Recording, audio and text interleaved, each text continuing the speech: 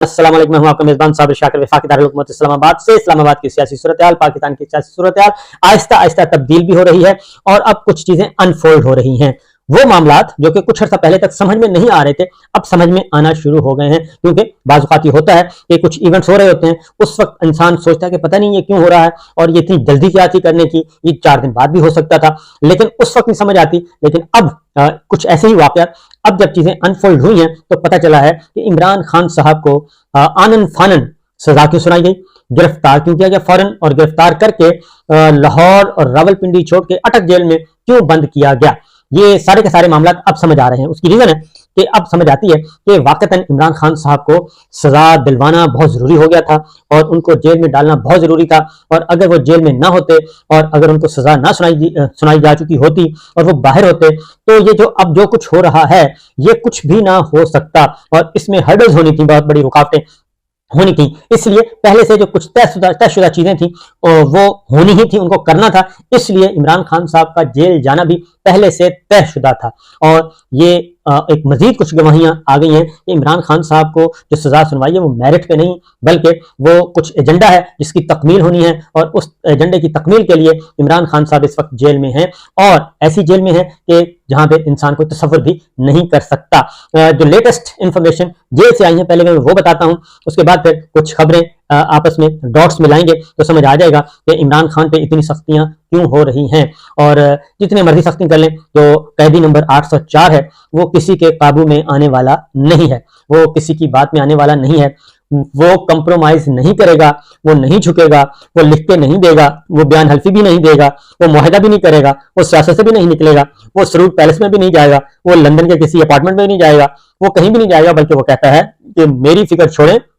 मैं जिस हाल में भी हूं मैं यहीं रहूंगा और ये जितना भी कर लें, मुझे जितनी भी सजा देनी है दे लें, मैं मर तो सकता हूं जेल में पड़ा पड़ा, लेकिन मैं ये नहीं हो सकता कि मैं मुआहदा कर लूं और सरेंडर करूं और मैं अपने आज़ादी से और अपने हकूक से दस्तबरदार हो जाऊं और फिर मेरी कौम जो है पाकिस्तानी कौम वो महकूम और गुलामों की जिंदगी गुजारे। वो ये कहते हैं इमरान खान साहब। अब आते हैं जरा सूरत हाल यह है कि कल क्योंकि केयर टेकर सेटअप आ रहा है, काबीना इजलास, काबीना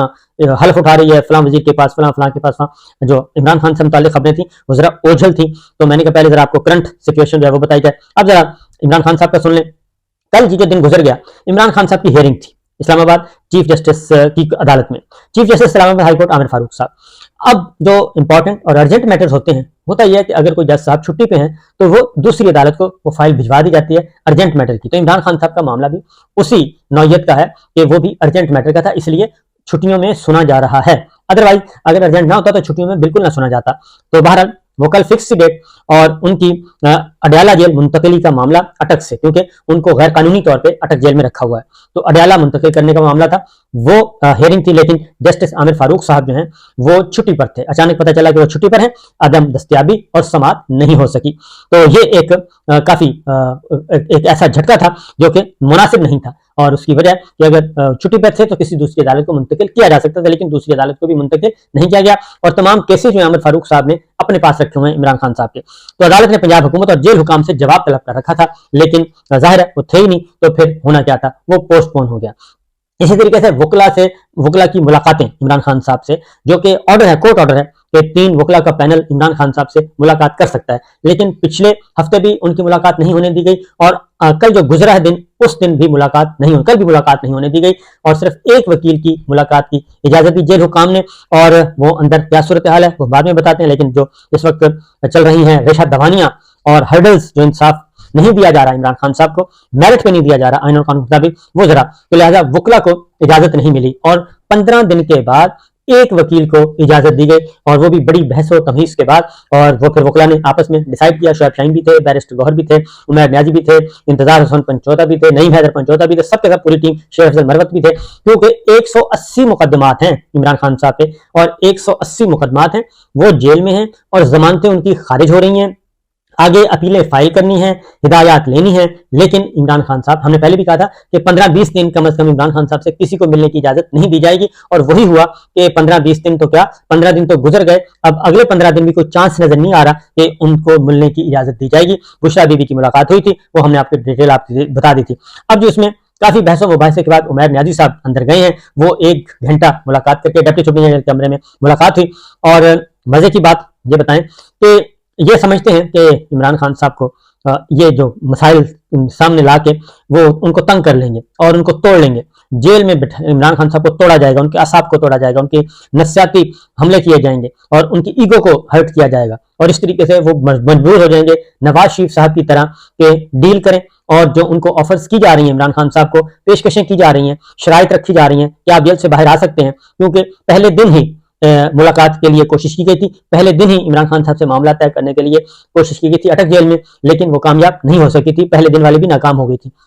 तो अब भी यही कोशिश की जा रही है कि नवाज शरीफ साहब की तरह तंग करें। अटक किला में उनको रखा हुआ था, तो नवाज शरीफ साहब ने मजीद निज़ामी साहब को कहा था कि ये मच्छर बड़े हैं, यहाँ पे मेरी जान छुड़वाएं। तो इमरान खान साहब का भी यही ख्याल था कि वो मुआहदा करेंगे और 10 साल का मुआहदा करके निकल जाएंगे कि जी मैं सियासत से बाज आया और मैं अपनी पार्टी भी छोड़ रहा हूँ, सियासत भी छोड़ रहा हूँ, जाए बाहर में सब कुछ मैं गया। तो इमरान खान साहब ऐसा नहीं कर रहे और ये जो नहीं कर रहे यही असल में मसाइल पैदा हुए हैं। और अगर इमरान खान साहब को उस वक्त गिरफ्तार ना, उस वक्त आनंद फानंद सजा 5 अगस्त को सुना दी जाती और 5 अगस्त को सजा सुनाई गई, 4 को सुनानी थी, वैसे 5 तक मामला चला गया, 5 को सजा और ठीक 15 मिनट के बाद सजा इस्लामाबाद में सुनाई जाती है। 15 मिनट बाद दीवारें फैलांग के इमरान खान साहब के घर पुलिस दाखिल हो जाती है और एक कमांडो एक्शन होता है और उनको गिरफ्तार करती है, कपड़ा मुंह में, कपड़ा सर, चेहरे पे कपड़ा डाल के, ऐसे जैसे कोई बहुत पता नहीं क्या किसी इलाका गैर में ऑपरेशन किया जा रहा है। तो उनको लेके आते हैं।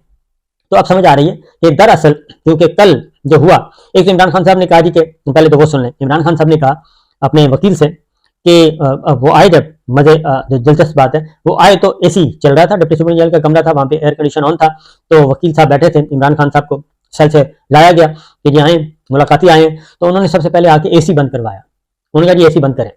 और वो बगैर एसी और बगैर पखे के वो वहां पे मौजूद रहे और उन्होंने 1 घंटा वहां गुजारा, क्योंकि उनके सेल में काल कोठड़ी जो है वहां पे ना पंखा है ना ही वो है आपका एसी है। एक छोटा सा वो रखा हुआ है कान ठंडे करने के लिए, कान को हवा देने के लिए एक छोटा सा डब्बा सा रखा हुआ है, उसके अंदर छोटा सा पंखा लगा हुआ, छोटा सा पंखा लगा हुआ है और उसमें वो पानी डलता है,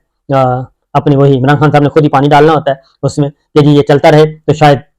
कोई हवा आ जाए। तो ये एक है, एक छोटा सा डब्बा रखा हुआ है, मैं आपको बता रहा हूँ। तो बहरहाल उसके बाद ये हुआ जी कि उन्होंने सेल में, जाहिर है जिस हालत में सेल में रह रहे हैं, तो उन्होंने बताया कि मेरा तो सेल का हाल वही है, कोई मसला नहीं है, वही खुला बाथरूम और कोई खुला टॉयलेट और ये सारा कुछ, और मुझे शीशा तक नहीं दिया गया कि मैं अपनी शेव बना सकूं। शेव बड़ी हुई थी खान साहब की, तो उसकी वजह मैं आपको बता देता हूँ कि क्या है। वो शेव बढ़ेगी, ज़ाहिर है शेव बढ़ती है तो अच्छा भला हशाश बिशाश आदमी भी ऐसे लगता है कि उजरा उजरा सा लगता है। ज़ाहिर है या तो फिर इंसान दाढ़ी रख ले, और दाढ़ी भी अगर उसको भी सही वॉश ना किया जाए और वो भी हो जाती है, तो इसलिए उनकी शेव बढ़वाई जा रही है। फिर वह यहाँ से फोटो लिए जाते हैं, फोटो ये बवक्त ज़रूरत इस्तेमाल किए जाते हैं फिर, और हो सकता है इस्तेमाल सोशल मीडिया पे डाल दिए जाएं या किसी को खुश करने के लिए बताया जाए हाई एप्स को कि जनाब आजकल इस हालत में है। तो शेव बड़ी हो तो बंदा वैसे ही लगता है कि बहुत परेशान हाल है, तो इसलिए ये सारी चीजें जो हैं वो तैयार की जा रही हैं। तो उनकी शेव बड़ी हुई थी, शीशा नहीं दिया जा रहा ताकि वो शेव ना कर सके, और उन्होंने बता दिया कि सेम स्टेटस है, कोई वहां पे नहीं है, लेकिन उन्होंने कहा कि इसको छोड़े, मैं हर हाल में रहने के लिए तैयार हूँ और मैं बिल्कुल यहाँ पे इसी हालत में, जिस हालत में भी रखें। और जो सामान उनको दिया गया था अदालत के हुक्म पे, वो अभी तक इमरान खान साहब को काल कोठड़ी में नहीं पहुंचा, बैरक नंबर 3 कैदी नंबर 804 को नहीं पहुंचा। उसका अपना सामान जो अदालत के हुक्म पे दिया गया था वो नहीं पहुंचा, जरूरत की अशिया जो इस्तेमाल की अशिया वो भी नहीं पहुंची। तो बहरहाल जी, तो एक तो ये उन्होंने मैसेज दे दिया कि बाहर जाके बता दें शानदाना गुलजार का, उन्होंने खास तौर पे, और उसके बाद शहरियार अफरीदी की राय पे बहुत खुश हुए। बाकी जितने भी गिरफ्तार कारकुनान हैं, रहनुमा हैं, उनके लिए उन्होंने दुआएं की और ये हो गया, मुलाकात होगी खत्म। और खबरें चलवाने की बाद में कोशिश ये की गई कि इमरान खान साहब फट पड़े, इमरान खान साहब ने कानूनी टीम से कहा मैं अभी क्यों अंदर हूँ, मेरा मामला क्यों नहीं सही हैंडल किए जा रहे। तो ये बाकी सारी ये जाहिर है जी अंदर से, तो ये बाहर आके वकीलों ने बता भी दिया, और शोएब शाहीन साहब ने भी बताया, शेर अफजल मरवत ने भी बताया, गौहर साहब